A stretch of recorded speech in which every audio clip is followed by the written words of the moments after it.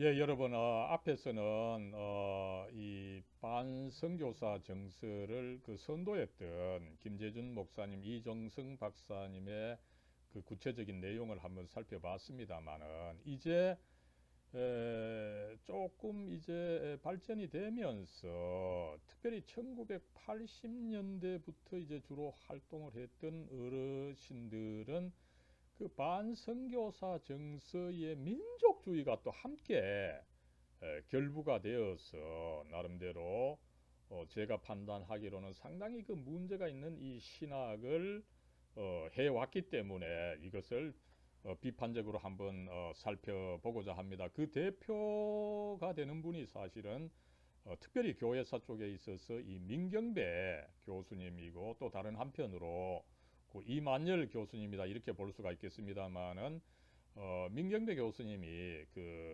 그런 반선교사적 정서와 민족주의에 근거해서 한국 교회사를 완전하게 쓰셨기 때문에 비판이 가장 가능한 것으로 봐서 이 민 교수님의 이 교회사를 한번 검토를 하도록 하겠습니다. 여러분, 그럴 때 먼저 우리가 이 한국 신학에 있어서 민족주의가 그죠 어떻게 어떤 영향을 미쳤느냐, 이것을 잠깐 한번 반성할 필요가 있습니다. 그죠?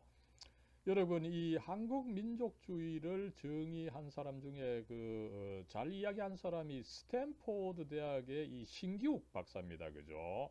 뭐 영어로 한 것을 제가 번역한 것입니다만, 그죠? 이 한국 민족주의의 특성은 물론 문화도 있지만 더 중요한 것은 이 동일한 혈통과 조상에 근거한 이 하나됨에 강한 의식이라는 거죠.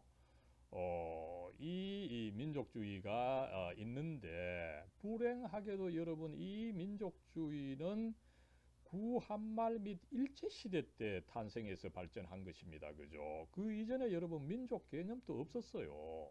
그죠? 여러분, 그러다 보니까 이 한국에 있어서 민족 개념은 그 태생적으로 강한 그 반일 의식이 이 내포된 것이다 이렇게 볼 수가 있다는 거죠. 이 반일 의식입니다. 그죠? 일본을 반대한 거죠. 그렇다면 여러분, 일본이 물러간 1945년 이후는 어떻게 됩니까? 그죠?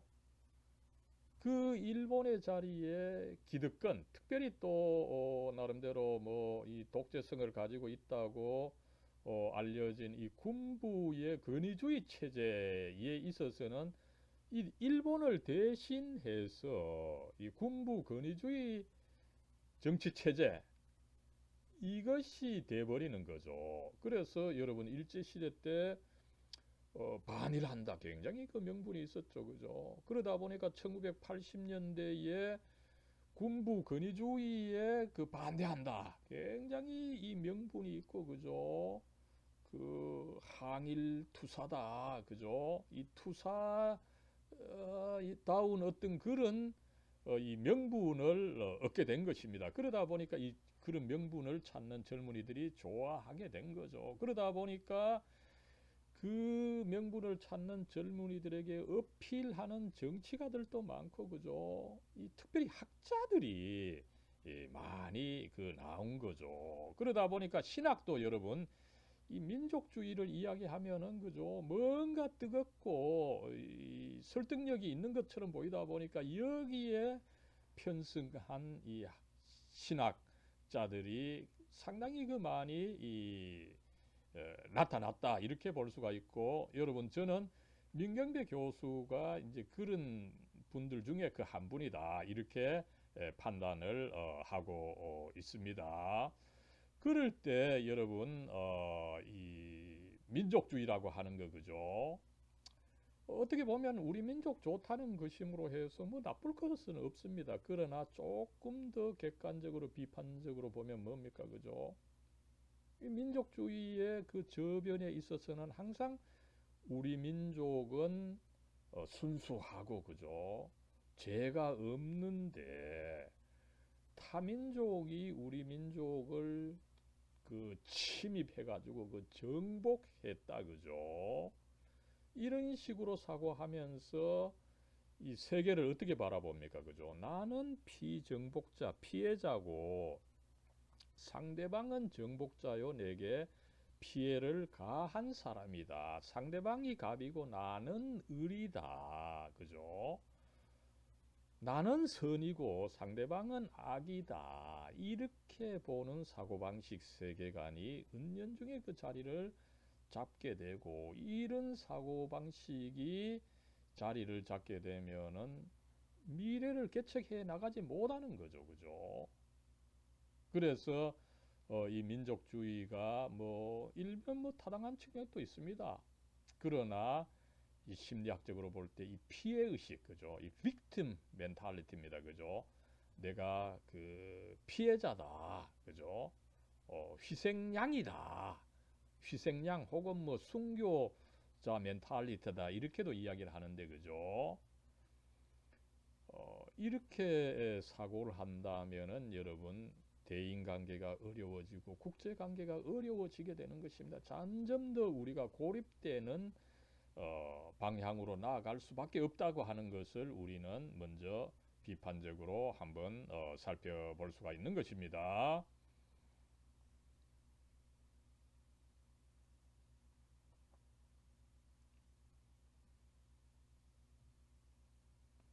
예, 그럴 때에 이 민경배 교수는 자기의 뭐 그 유명한 책이죠, 그죠? 이 신학교 교회사의 그 교과서가 되어 온 책인데, 그죠? 저도 뭐 이 책을 가지고 공부를 했습니다만, 그죠? 한국 기독교회사, 부제가 뭡니까? 한국 민족교회의 형상사입니다, 그죠? 민족주의를 아예 노골적으로 제목에 그 제시한 이런 책이다라고 볼 수가 있는 거죠, 그죠? 1970년대에 나와가지고 그죠. 1917년까지 재판을 거듭해서 이 한국 교회사를 뭐 거의 평정해 온 책이다 이렇게 봐도 과언이 아닐 것입니다. 그죠? 그런데 이미 그는 자기 스승이죠. 이 백낙준 박사의 이 한국 개신교 선교의 역사, 그죠? 정말 일제시대 때 이 나온 참 그 훌륭한 뭐 신학뿐만 아니라 전체 그 학문적으로 훌륭한 이 책입니다. 그죠? 예일대 박사 논문이었습니다만, 그죠? 이 책에 나타난 역사, 한국 교회사가 선교사 중심의 그 선교의 역사다. 이렇게 낙인을 찍고, 그죠? 그러면서 어떻습니까? 선교사 중심이다 보니까 한국인이 배제된 이 역사관이다. 그죠? 이런 식으로 낙인을 찍고서 자기는 오히려 한국인이 중심이 되는 교회사를 서술한다. 그죠? 이런 식으로 자기의 그 이 방향을 이 정립했던 것을 우리가 알 수가 있습니다. 그것을 아예 뭐 이 서론 부분에서 그죠? 이 제시하고 있는 것을 알 수가 있죠. 그죠? 이, 이 선교사 중심의 역사라고 하는 것은 구미교회의 선교의 역사이며, 따라서 관심의 범위는 선교하는 교회의 활동사, 서구교회의 활동사다. 이렇게 이야기를 하는 거죠. 그죠? 이것도 물론 여러분 비판할 수가 있습니다. 그죠? 이 백낙준 박사님의 이 교회사를 순수히 이렇게만 볼 수 없는 그런 이 선교사라고 해서 우리 한국인과의 관계를 무시합니까? 그게 아닌 거죠. 그죠? 너무나 도식적으로 이해한 것이다. 이렇게 비판을 할 수가 있는 것입니다. 그러면서 어떻습니까? 그죠? 한국 교회사는 뭡니까? 그죠? 한국 교회의 처음과 삶, 그죠?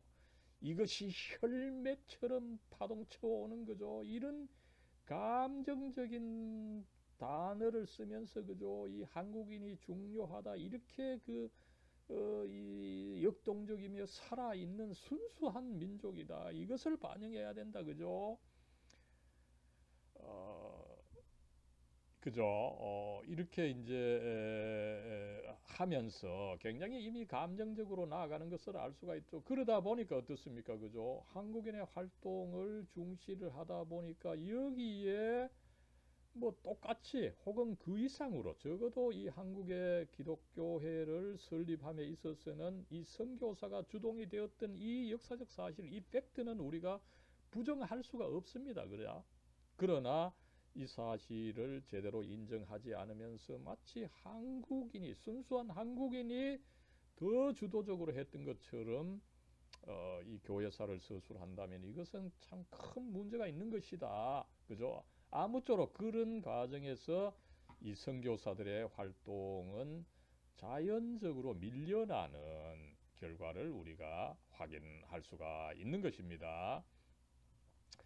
그러면서 여러분, 이 민경배 교수님은 끊임없이 선교사를 비판하는데, 그죠? 그 비판의 핵심은 어떻게 보면 선교사들은 미국에서 발전한 교파주의를 가지고 왔다는 것입니다. 그죠? 사실 그렇죠. 미국에 뭐 이미 올 때부터, 그죠?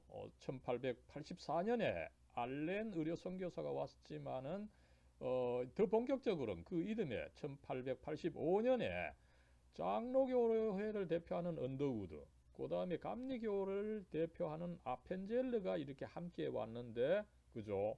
교파교회로 온 것입니다.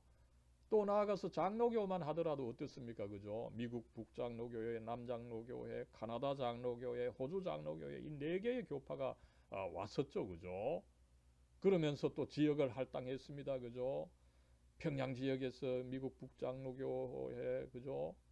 그 다음에 함경도에서 카나다 장로교회, 그 다음에 이 호남에서는 미국 남장로교회, 그죠? 또 이 영남 지역에서는 미국 북장로교회, 그죠? 서울 지역과 황해도 미국 북장로교회, 이런 식으로 교파교회가 왔고 우리 한국 땅을 분할하다 보니까 여기서 나름대로 어떤 이 분열의 싹이 텄다. 이 교파주의가 나쁜 것이다. 이런 인식이 민경배 교수에게 강하게 남아있음을 우리가 확인할 수가 있는 것입니다. 그러면서 어떻게 이야기를 합니까? 그죠? 그의 책 169쪽에 보면은 기독교의 교파교회라는 이 선교사들이, 그죠? 교파교회라는 특수한 조직과 제도가 이 신앙보다 중요시될 위험성이 있었다. 서양, 특히 미국 교회의 배경에서 생성된 특수한 교파의 이식 때문에 자립적인 민족 주체의 신앙 형성이 더디어지고 이질적 사회 배경의 요소들이 생소한 토착교회에서 한국인의 신앙 형태를 구속할 그런 위험이 있었다. 무슨 말입니까? 그죠? 우리 한국인들이 어떤 그 하나의 신앙을 구성해 나가야 되는데, 미국의 뭐 여러 그 교단, 또 한 교단 안에서도 또 다른 어떤 이 그 국가의 이 교파가 옴으로 해서, 그죠? 너무 이 한국에 이식된 이 신앙이 다양한 그 교파 신앙이었다는 것입니다. 그죠? 그래서 결국은 이 토착적으로 형성이 되어서 하나가 되어야 되는 이 신앙을 방해한 어떤 그런 소지가 있었다. 이렇게 그 비판을 하고 있는 것입니다. 이게 뭐 일면 사실은 이 설득력이 있습니다. 그죠? 그러나 다른 한편으로는 어떻습니까? 이 개신교 신앙 자체를 이해하지 못한 소치죠. 그죠? 여러분, 개신교 신앙은 어떻습니까? 그죠? 신도들의 그 순수한 자유에 의해서 형성이 되는 것입니다. 그랬을 때 이 자유라고 하는 것은 뭡니까? 그죠? 지역과 시간에 한계가 있기 때문에 그 한계 내에서 신앙이 형성되고, 그러다 보니까 지역마다 또 시기마다 이 신앙의 형태가 변화하게 되는 성질이 있는 것입니다. 그죠? 그러지 않고 이것을 강제적으로 통일하려면 어떻게 됩니까? 결국은 가톨릭이 되고 국가 종교가 되어서 그 개신교 신앙은 결국은 약화될 수밖에 없는 결과를 낳는 것이죠. 그러다 보니까 여러분, 개신교 신앙은 본질적으로 교파 신앙이 될 수밖에 없는 이런 한계고, 그게 또 장점입니다. 그렇지 않다면은 신앙의 순수성이 보존되지 않는 거죠.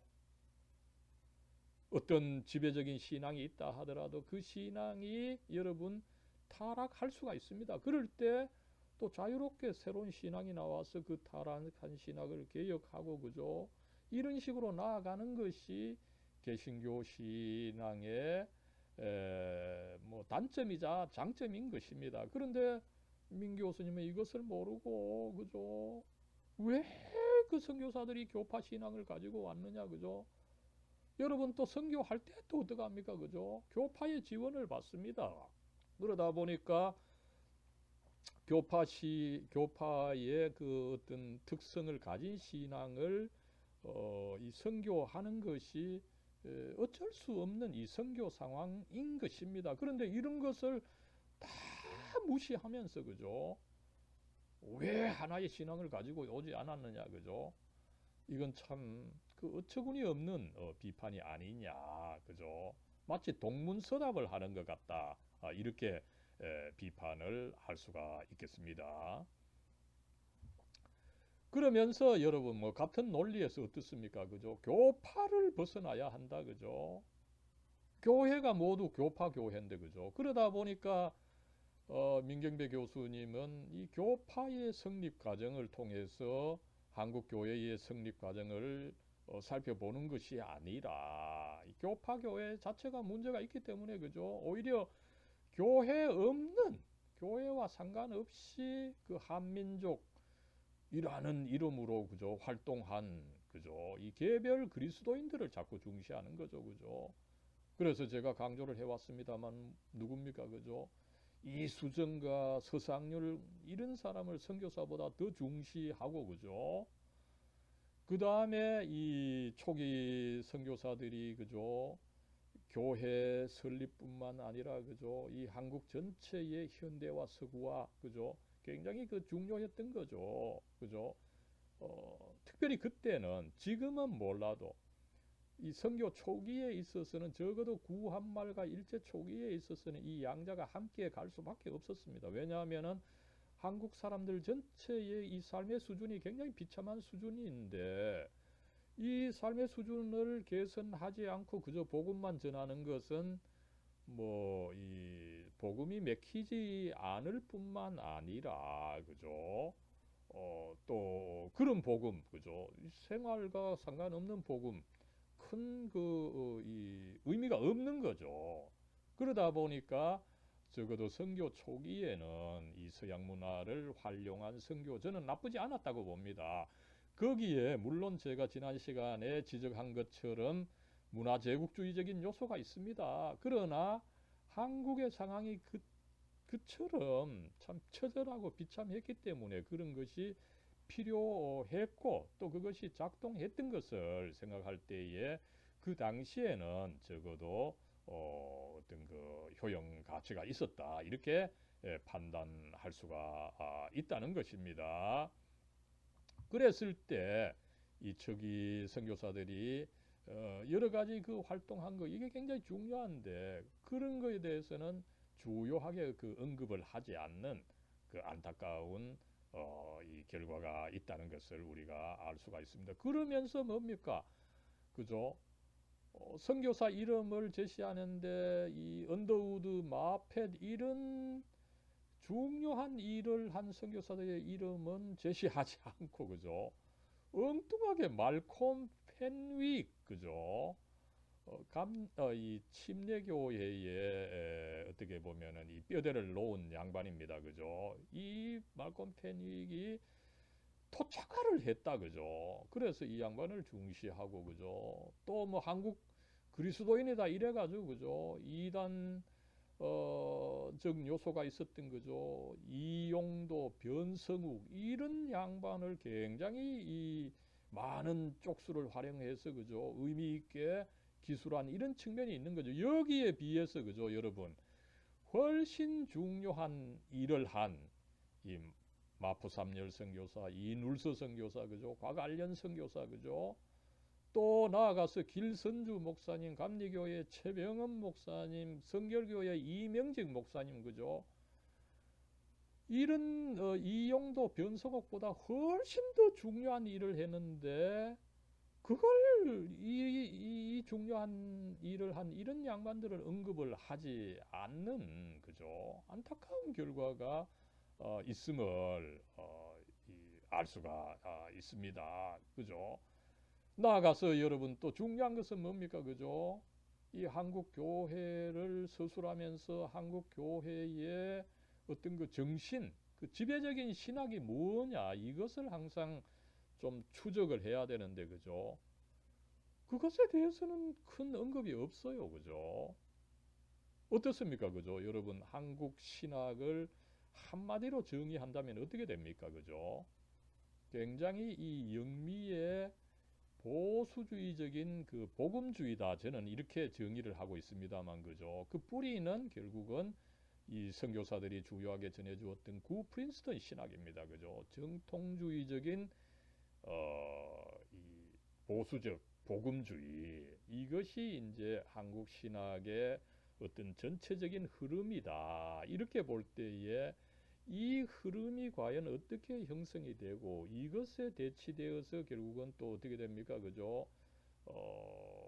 교단 분열이 일어나고 계속 지금까지 이 갈등이 있는 이 흐름을 우리가 그 알 수가 있습니다. 이럴 때에 아무쪼록 이 전체 그 흐름의 어떤 그 신학적인 그 특징을 우리가 알아야 되는데 이것이 과연 선교사들에 의해서 어떻게 형성되어서 어떻게 발전되고 어떻게 분열을 야기하게 되느냐 이런 이 서술이 너무나 약하다는 거죠. 이것이 없이는 어떻게 됩니까? 한국 교회 분열사를 알지 못합니다. 그죠? 한국 이 신학의 현재를 이야기를 하지 못해요. 그랬을 때 그러면 왜 민경배 교수는 이것을 잘 분석하지 못하냐고 했을 때 이것을 전해준 선교사들을 경시를 하다 보니까 그들의 신학을 잘 알지 못하다 보니까 이것을 할래야 할 수가 없는 거죠. 그러다 보니까 어떻습니까?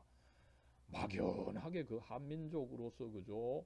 어떤 뭐 기독교인으로서 좀 특이한 일을 한 펜위 그죠? 이용도 변성욱 그죠? 이런 양반들을 중시하는데 그 아까운 지면을 사용해버리는 안타까운 결과가 생기게 된다는 것을 우리는 알 수가 있는 것입니다. 여러분 이렇게 이제 민경배 교수는 이 교회가 어쩔 수 없이 그 교파적 특성을 가지고 있는데 그 교파적 특성을 무시한 나머지 교회도 무시하다 보니까 어떻습니까? 그죠? 민경배 교수님은 이 교회가 조직되고 그죠? 거기 헌법을 받아들임으로써 법제화가 주어지고 그죠? 또 그것을 통해서 여러분 민주주의와 이 법치가 중요합니다. 그죠? 문제주의가 잘 되려고 하면 법치가 일어나야 되는데 그죠? 이것을 교회가 선도했다라고 하는 그래서 이 교회야말로 한국 그 현대화, 현대 문명의 가장 큰 공로자라고 하는 것을 알지 못하는 그죠? 그것을 기술해내지 못하는 안타까운 사태가 일어난 것을 우리가 확인할 수가 있는 것입니다. 그죠? 여러분 민경배 교수님이 이 교파 교회의 조직을 이야기하지만 너무 피상적으로 다루어요. 그죠? 그리고 또 장로교회 제가 그토록 강조해 왔던 이 1907년의 동로회 이 결성 사건이죠. 그죠? 이것이야말로 한국 교회뿐만 아니라 한국 민족사에 있어서 지대한 영향을 미쳤다. 이렇게 주장을 했습니다만 그죠? 이 동로회가 어떤 그 이전에 그 선교사들의 그 공의의 노력 그죠? 이것이라기보다는 부흥회 1907년에 갑자기 있게 된 이 평양 부흥회가 대한예수교 장로회 그 설립에 그 정기적인 노릇을 했다. 그죠? 참 이것은 교회도 모르는 소치고 그죠? 당시 이 한국의 역사, 한국 교회사도 모르는 소치다. 이렇게 봐도 과언이 아닐 것입니다. 그죠? 분명히 말씀을 드리지만 그죠? 이 대한예수교 장로회 이 동로회 1907년에 결성된 것은 그죠? 4개의 다른 국적의 이 장로교 선교사들 그죠? 미국 북장로교회, 미국 남장로교회, 카나다 장로교회, 호주 장로교회 이 선교사들이 합치는 데서 일어난 그 어떤 그 구심력입니다. 그죠? 그들이 먼저 합치다 보니까 그 강한 흡수력에 한국 교인들도 같이 동화를 하고, 그죠? 그 힘으로 형성된 이것은 뭡니까? 먼저 1893년부터 시작했던 선교사 공의회, 그리고 조선 예수교 장로의 공의회, 그죠? 이런 오랜 동안의 이 선교사들의 준비와 여기에 한국 지도자들, 그죠? 길선주 목사님을 위시한 이런 지도자들이 협력했기 때문에 일어난 것이지, 이것이 당연히 절대로 갑자기 이 1907년 혹은 뭐 1906년부터 뭐 흐름이 있었죠. 부흥회와는 큰 상관이 없는 것입니다. 사실에 있어서는, 그죠. 부흥회는 오히려 뭡니까? 교회가 그렇게 형성되니까 이 부흥회가 더 이제 어떻게 보면 힘을 얻었다 이렇게 봐도 과언이 아닌 거죠. 이런 점에 있어서 민경배 교수님은 교회의, 우리 한국 장로교회의 역사를 정말 이 제대로 밝혀내지 못했다, 그죠? 후배 학자의 한 사람으로서 정말 그 안타까움을 표시할 수밖에 없음을 말씀을 드립니다. 나아가서 또 어떻게 이야기를 하고 있습니까, 그죠? 좀 이 감리교의 이제 교회 조직을 다루는 측면에 있어서 장로교회의 조직을 폄하하는 안타까운 또 글귀를 우리가 발견할 수 있는 거죠. 어떻게 이야기를 합니까, 그죠? 한국 장로교는 물론 그 동로회가 1907년에 있었습니다만 5년 후 1912년에 총회가 뭐 또 서기는 했었죠. 독립하기는 했으나 독자적 신앙 고백과 교리 및 정체의 부재라는 애로에 시달려왔다, 그죠?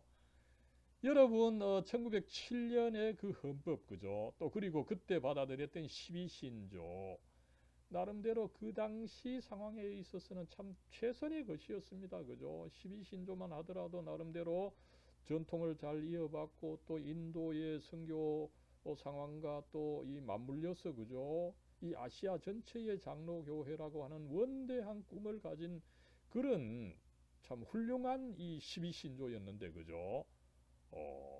신앙 고백도 없었고, 그죠? 또 여러분 교리 및 정체가 뭡니까, 그죠? 교리로서는 어쨌든 전통적으로 통용되어 오는 이 소요리 문답을 받아들이고 중시했고요, 그죠? 그 다음에 정체로서 그 헌법에 분명히 그 장로교 정체, 그죠? 그리고 이것을 또 확대 설명하는 1917년 가을연 선교사의 교회 정치 문답조례, 그죠? 이 헌법서처럼 훌륭하게 그 제시해 온 그런 역사가 있는데 이런 역사를 하나 알지 못하고, 그죠? 신앙 고백과 교리 및 정체의 부재다, 그죠? 이거는 정말 장로교 역사를 알지 못하는, 장로교 역사뿐만 아니라 장로교 자체를 알지 못하는, 그죠? 안타까운 이 평가라고 보겠습니다만, 그죠? 그러면서 또 감리교의 조직을 이야기하면서 어떻게 됩니까, 그죠? 감리교의 조직은 굉장히 또 중시를 합니다. 그러네요, 그죠? 그러나 중시를 하면서도 뭡니까? 그 뼈대가 되는 또 교리적 신앙, 그죠? 교리적 선언, 이게 또 십인신조처럼 이 감리교회에 있어서는 굉장히 중요한 이 교리 서입니다만, 그죠? 이것은 또 빼먹어 버리는, 어떻게 본다면은 이 교회 사학자가 항상 그 신학을 함께 중시해야 되는 이런 어, 것을 좀 하지 못한 안타까운 일이 있음을 우리가 확인할 수가 있습니다.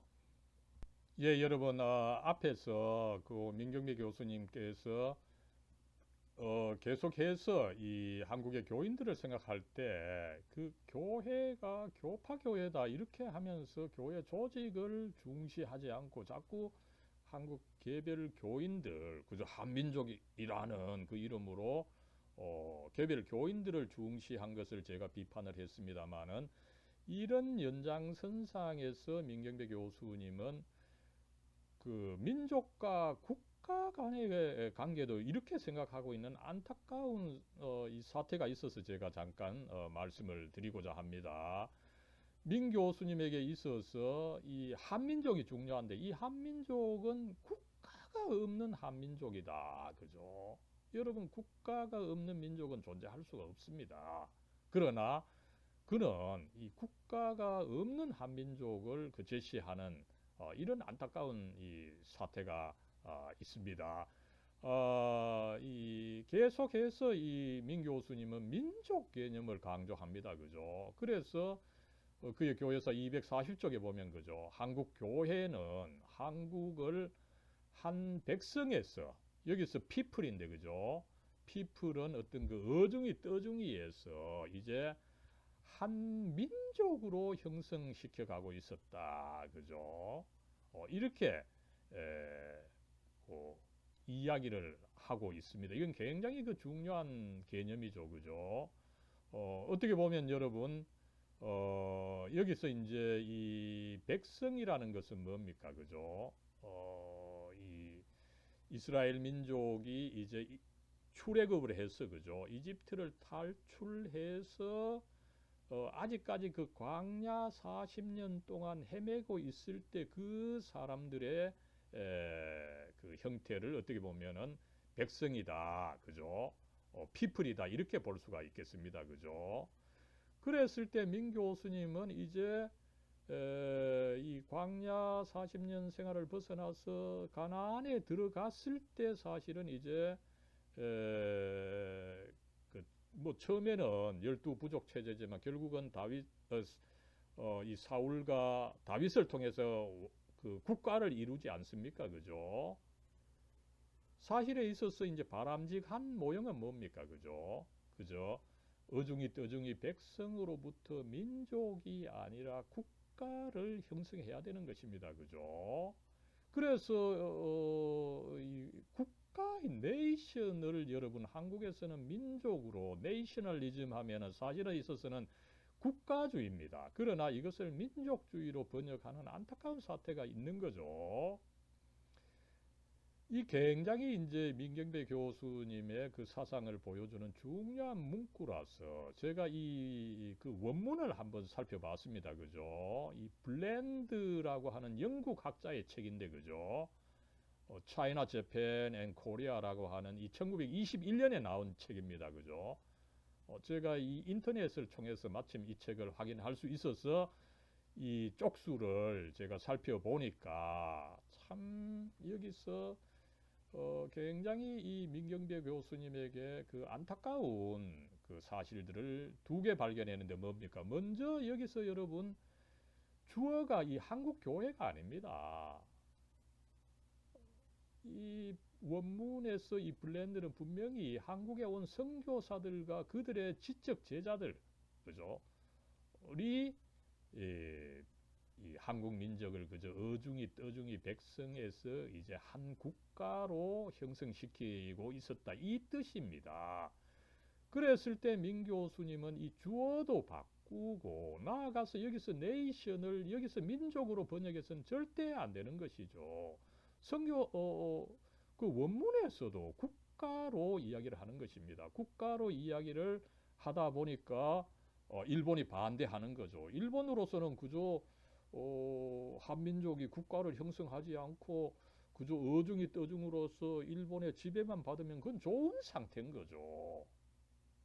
이것을 알지 못하고 민 교수는 자꾸 그 국가라고 하는 부분에 있어서 이 민족으로 오해하고 그것을 강조하는 안타까운 사태가 있다라고 하는 것을 그 구절에서 우리가 확인할 수가 있는 것입니다. 어쨌든 이 책은 오히려 역설적으로 이 선교사들이야말로 오히려 일제시대 때 우리 한국 민족 그죠? 결국은 인간이 제대로 살아가려고 하면 국가를 이루어야 되는 것입니다. 그죠? 독립을 해야 되는 것입니다. 이것을 잘 알지 못하고 있었는데 이것을 가르쳐서 그저 어중이 떠중이 백성들 민중 그죠? 피플로 있어서는 안 되고 한국과 한 네이션이 되어야 된다 이러는데 이 네이션을 민족으로 곡해하는 안타까운 사태가 있었음을 우리가 여기서 한번 확인할 수가 있는 거죠. 민교 교수님은 계속해서 민족이 중요하고 국가는 뭐 중요하지 않다 이런 개념을 가지고 있음을 우리가 확인할 수가 있습니다. 그러면서 여러분 이 민 교수님은 계속해서 이제 그 민족주의를 가지고 있다 보니까 이 독립운동이 그죠? 이 항일운동, 반일운동 한 것을 중시 하고 있죠, 그죠? 그러나 여러분 어떻습니까, 그죠? 이 독립운동의 완성이 되는 이 대한민국의 독립운동가들이 도대체 뭐를 위해서 싸웠습니까, 그죠? 대한민국의 독립을 위해서 싸웠습니다, 그죠? 그 독립이라고 하는 것은 뭡니까, 여러분? 건국입니다. 단순히 일제로부터 해방되는 것만이 중요한 것이 아니죠. 나아가서 해방을 해서 참으로 국가를 세우는 것이야말로 참된 독립입니다. 건국이야말로 참된 독립인데 이런 개념이 민경배 교회사에서는 전혀 나타나지 않는 안타까운 그 사태를 제가 확인할 수가 있었던 것입니다. 예, 여러분, 이렇게 민 교수님은 이 교회가 이 반일 민족 독립운동을 했다 이렇게 중시하지만 그러나 결과적으로 그 독립운동이 완전히 이제 완성이 되었어. 이 대한민국이 건국된 것에 대해서는 언급조차 하지 않는 이런 이상한 이 인과관계를 도출해서 제가 자가당착이다 이렇게 그 말씀을 드립니다만 그죠. 요 부분을 읽어보면 여러분 이 해방을 강조해요, 그죠. 해방. 1945년 8월 15일은 현대 한국사의 새로운 장이 열리는 날이었다 이러면서 그 양반 특유의 감정적인 어투로 이것을 강조하고 있습니다, 그죠. 그러나 여러분 어떻습니까, 그죠. 이 1945년 8월 15일 뭐 중요합니다. 해방입니다, 그죠. 그러나 우리 신학하는 입장에서는 이날은 이제 출애굽한 사실입니다, 그죠. 출애굽해서 40년 광야 생활을 하고 이제 가나안 땅으로 진격을 해 들어가서 나름대로 가나안 땅에 정착하는 것이 사실은 또한 중요합니다, 그죠. 그런데 뭐 민경배 교수님이나 사실은 민족주의 학자들이 대부분 그렇죠, 그죠. 그저 단순히 출애굽만 강조하고 있는 것입니다. 어떻게 과연 그들이 광야 생활을 청산하고 국가를 이루느냐 이것이 더 중요한데 이거에 대해서는 거의 이야기하지 않았어. 이게 이제 다 자가당착이다. 제가 이렇게 강하게 비판을 하고 있는 것입니다. 그죠? 그래서 사실상 이 독립운동을 중시하는 사람들은 그 독립운동의 결과로 있게 된 1948년 8월 15일 이 대한민국의 독립입니다. 그죠? 여러분 알죠? 이 해방이라고 안 쓰고 그죠? 이 대한민국의 독립입니다. 그죠? 이것을 이제 강조를 해야 되는데 그 원인은 강조를 하고 결과는 강조를 하지 않는 이런 안타까운 사태가 있는 것입니다. 그리고 여러분 우리가 생각해 본다면 어떻습니까? 그죠? 1948년 8월 15일 이 대한민국의 독립, 그죠? 이게 이제 진정한 이 독립입니다. 그죠? 여러분, 이 1948년 8월 15일, 그죠? 이 대한민국 독립, 그죠? 이것이야말로 참 이 독립이고, 그죠? 건국입니다. 그죠? 일제시대 때 그토록 많은 사람들이 희생하고 열망해왔던 그 독립이 드디어 이 성취되었기 때문에 독립운동을 중시하는 사람들이야말로 이 독립이 성취된 이 건국 사건을 가장 중시해야 되는데, 여러분 민경배 교수님, 저는 이 건국을 어떻게 다루고 있나 싶어서 찾아보니까 한마디도 언급을 하지 않았어요. 이거는 여러분 이 한국 교회사, 그죠? 한국 문제를 다룬 책이다 이렇게 평가하기가 어렵지 않겠느냐, 그죠? 이렇게까지 볼 수가 있는 것입니다, 그죠? 아무튼 이 1948년 8월 15일 대한민국 독립, 이 건국이야말로 한국 민족과 교회에게 있어서 여러분 가장 중요한 사건이었다, 이렇게 볼 수가 있습니다, 그죠? 왜 그렇습니까? 우리 한국 민족 하지만 그 민족에게 그 이 자유와 삶의 기본 조건을 보장해 주는 것이 뭡니까? 민족이 아니죠, 그죠? 국가입니다. 대한민국입니다. 이것을 민경배 교수는 전혀 보지 못하고 국가 없는 민족을 계속 이야기를 하고 있는 거죠, 그죠? 또 교회로서는 어떻습니까, 여러분? 우리가 신앙의 자유를 가지고 있는데 이 신앙의 자유를 보장해 주는 것이 사실은 뭡니까? 실상 국가입니다. 그래서 칼빈이나 웨스트민스터 신앙 고백에 보면, 그죠, 우리 이 교회가 나름대로 국가에 충성해야 된다. 왜냐하면 국가가 이 신앙의 자유를 보장해 주기 때문에, 그죠. 이것을 이제 그 가르치고 있기 때문에 여러분 사실상 이 교인들이 일반 사람들보다 더 국가를 사랑하고 충성해야 된다. 이것을 칼빈과 웨스트민스터 신앙 고백이 가르치고 있는 것을 우리가 알 수가 있는 것입니다, 그죠?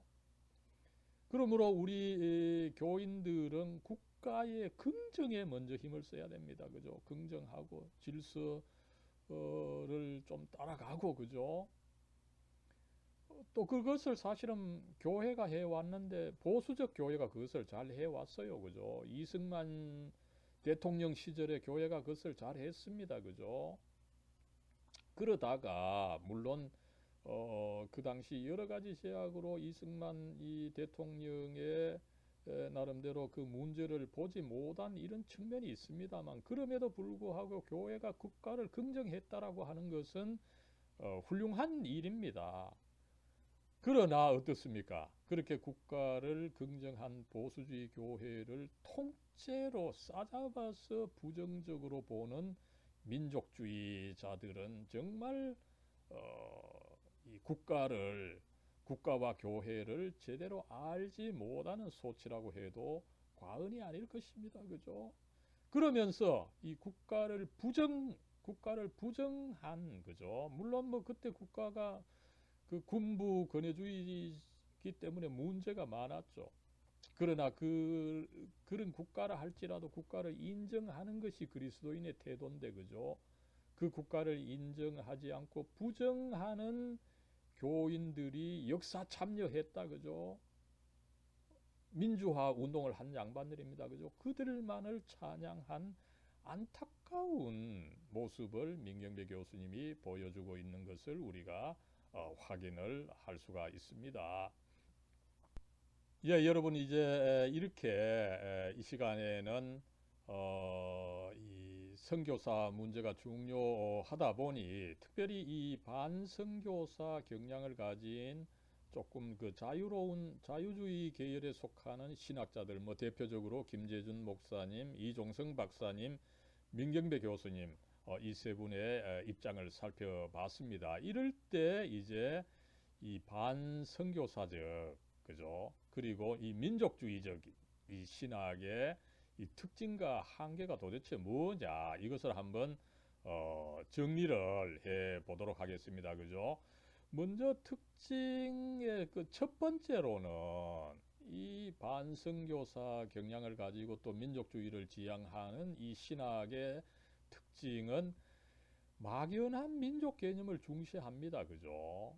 그러나 여러분 민족이라고 하는 것은 뭡니까, 그죠? 그저 혈연과 어떤 특정한 문화에만 근거하다 보니까 사상과 정체가 없습니다, 그죠? 이 사상과 정체가 없이 어떤 그 특정한 방향이 없이 그죠? 굉장히 그 이 생물학적인 충동에만 따라가는 방향성이 없는 이 민중입니다. 그죠?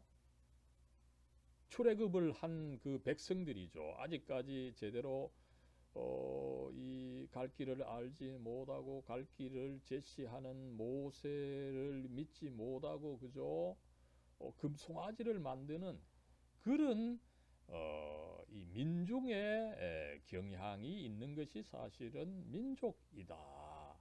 거기에 그 어필해서는 안 된다라고 하는 것을 우리는 알 수가 있습니다. 그죠? 그럴 때에 이 민족주의 신학의 두 번째 특징은 뭡니까? 그죠? 자꾸 이제 우리 한국 민족을 중시하는데 이 한국 민족을 분명히 드러내려면 어떻게 해야 됩니까? 그죠? 외세와 대립시켜야 합니다. 그죠? 먼저는 뭐 일본에 대립을 시키는 거죠. 그죠? 그럴 때에 이렇게 우리 한민족을 일본에 대립시킬 때 어떻습니까? 이 일본에 이제 포함되는 것이 뭡니까? 그죠? 전반적으로 어떤 그 외국이 되고 선교사들도 사실은 외세에 속하게 되는 거죠. 그죠?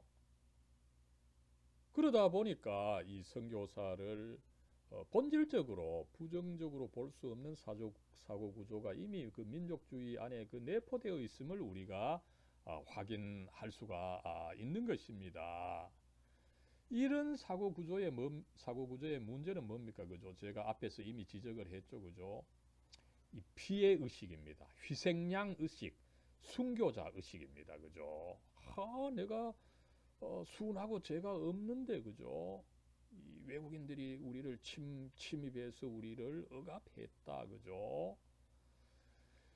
여러분 이런 피해 의식이 일면 타당성이 있습니다. 그죠?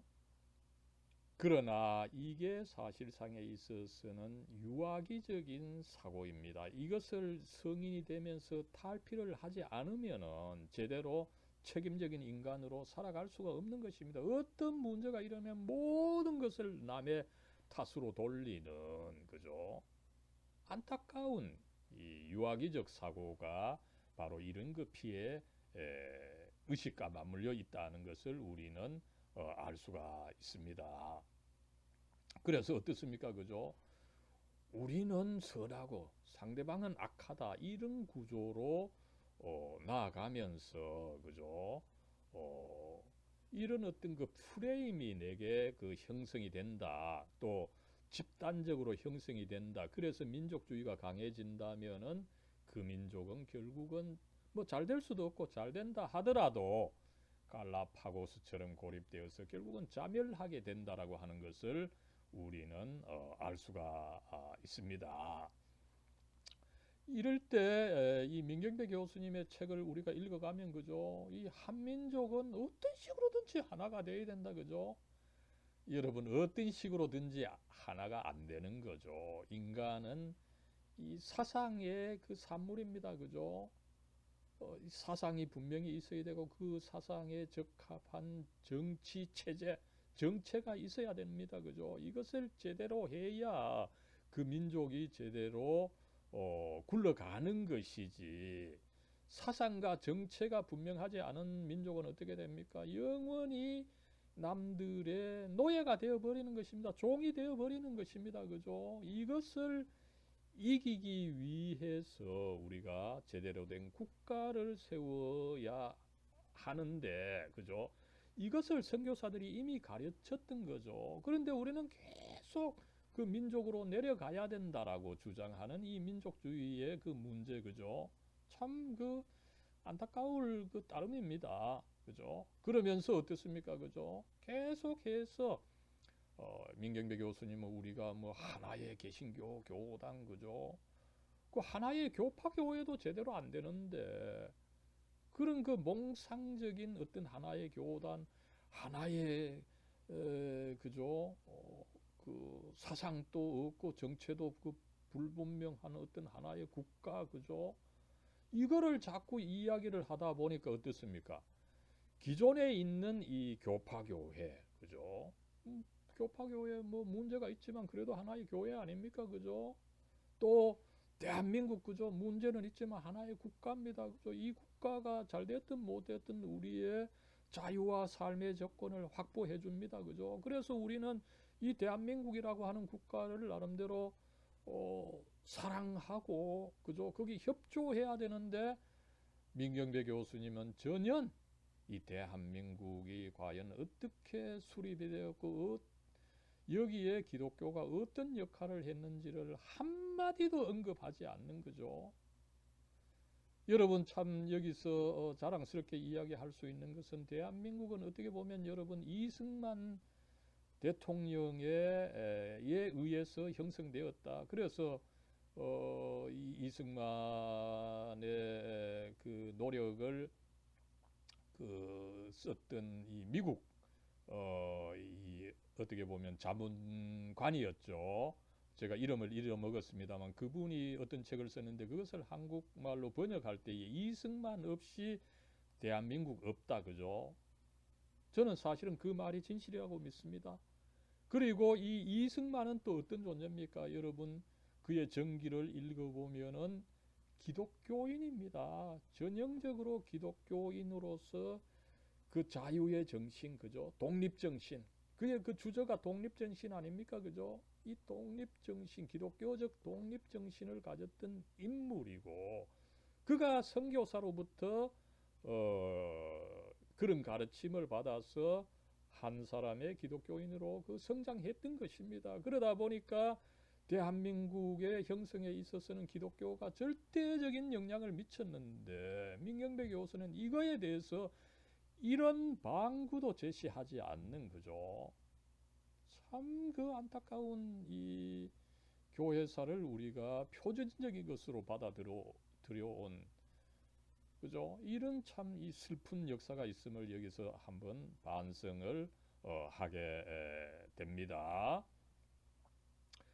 여러분 그랬을 때 도대체 이런 신학이 어떤 한계가 있습니까? 그죠? 이미 뭐 제가 이렇게 저렇게 말씀을 드렸습니다만 다시 정리를 한다면 어떻습니까? 그죠?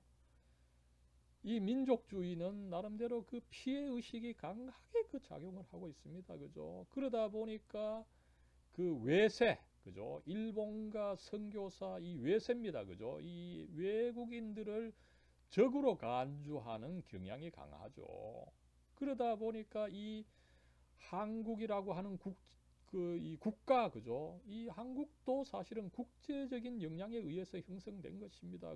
그래서 미국이 2차 대전에서 일본을 퇴폐시키고 그 결과로 국제적 사건으로 대한민국이 형성된 것입니다. 한국이라고 하는 이 나라 자체, 나아가서 교회가 이 선교사와 우리나라와의 그 교호작용 가운데서 일어난 하나의 그 국제적인 사건입니다. 그죠?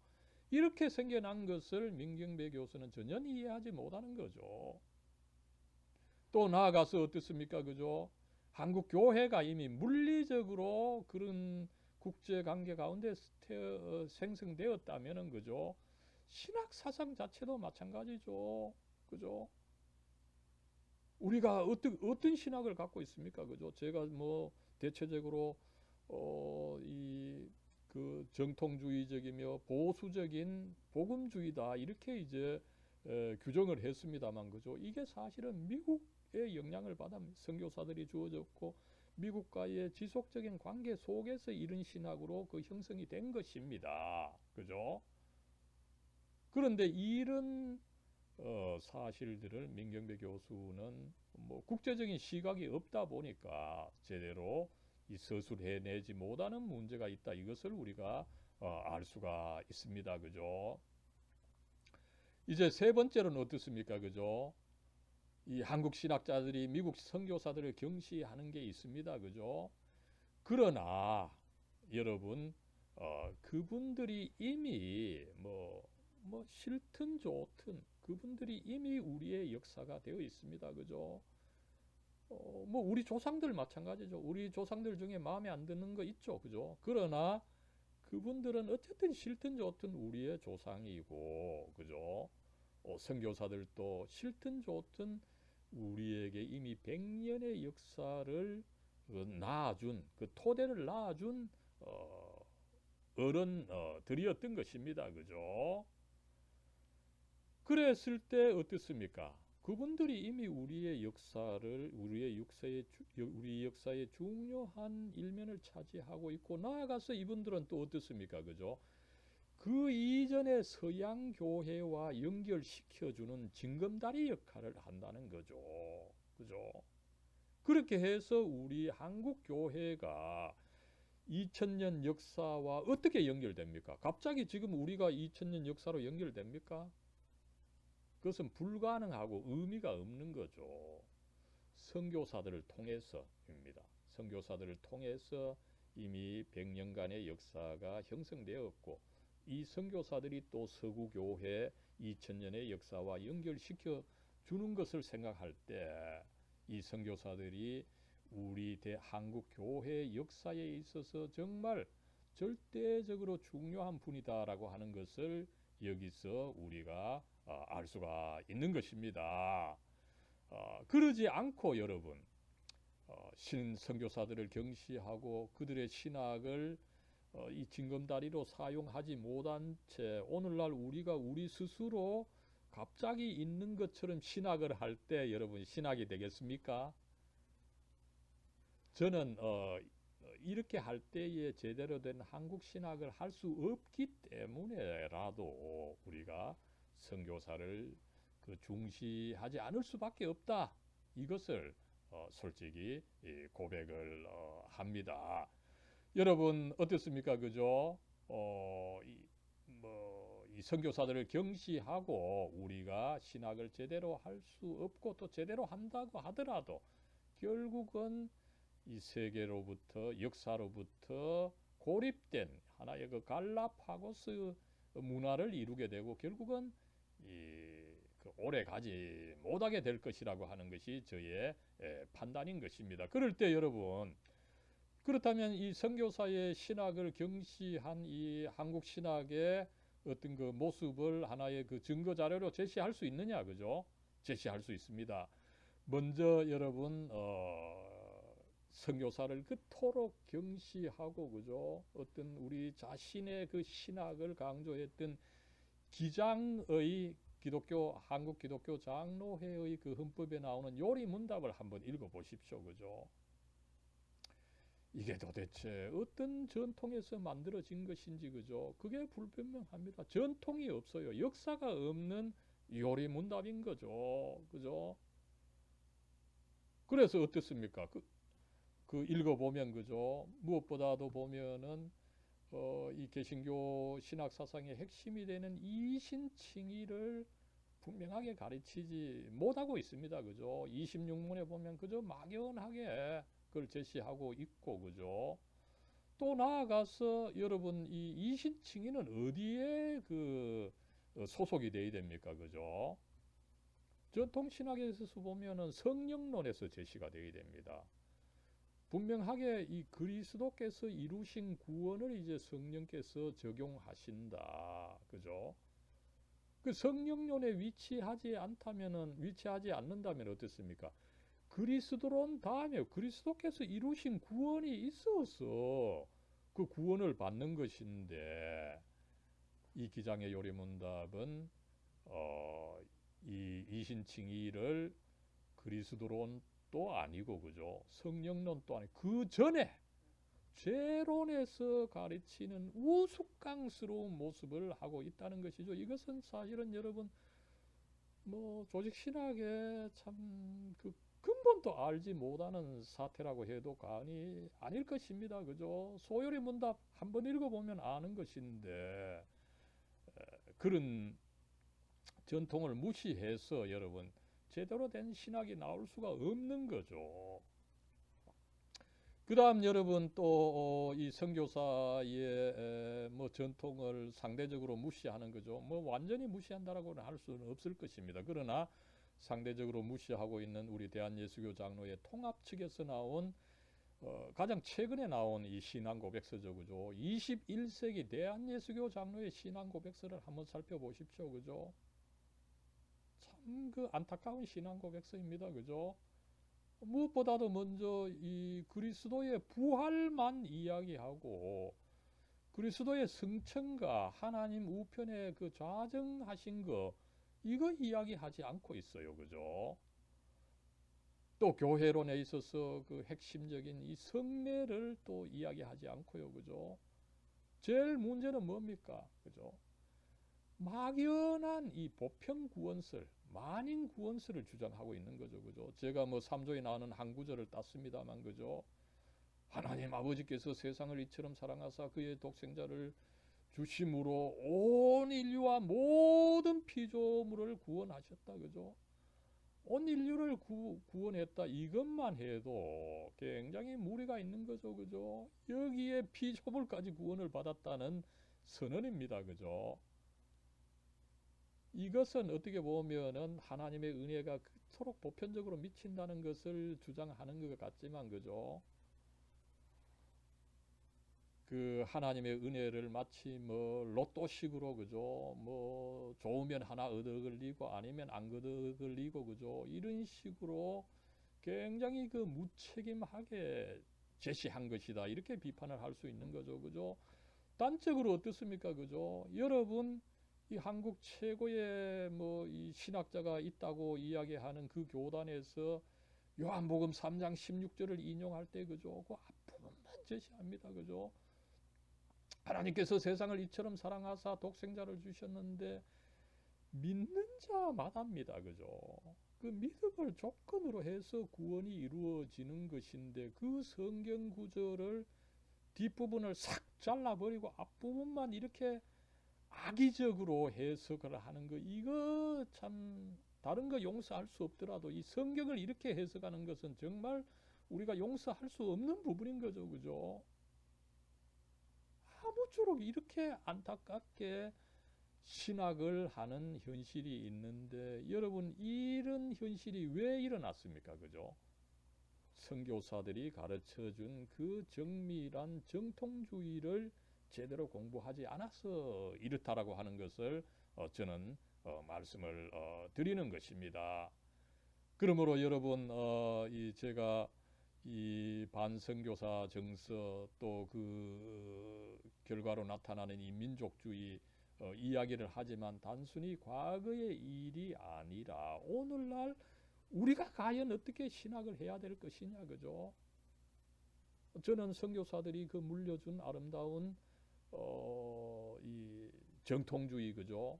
그것을 좀 충실히 공부해야 된다고 봅니다. 그죠? 또 다른 한편으로 거기에 내포되어 있는 이 청교도 신학 그죠? 이것이 한국 교회에 굉장히 유용하다고 보는 거죠. 또 그렇게 할 때에 오늘날 우리가 이런 참 이 기장의 신앙 고백 통합 측의 21세기 대한예수교 장로의 신앙 고백서 이런 이 신학과 같은 그죠 조금 이상한 신학을 하지 않고 좀 뼈대가 있는 그죠 전통이 있는 역사가 있는 이 신학을 할 수 있지 않느냐 이렇게 봅니다. 오늘 아무쪼록 여러분 굉장히 그 이 장시간에 걸쳐서 말씀을 드렸습니다만 잘 들어주셔서 감사합니다. 예, 감사합니다.